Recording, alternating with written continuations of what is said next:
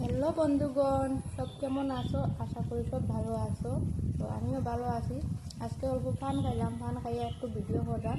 তো চলো আজকে কি নিয়ে এলাম দেখাই। এই যে দেখা কি হইব বুঝতে পারলাই তো।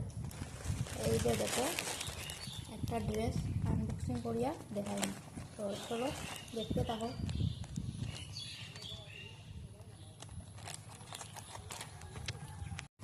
এই যে দেখো ড্রেসটা,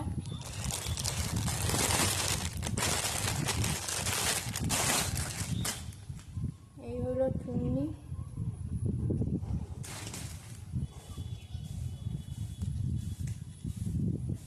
এই হলো প্যান্ট,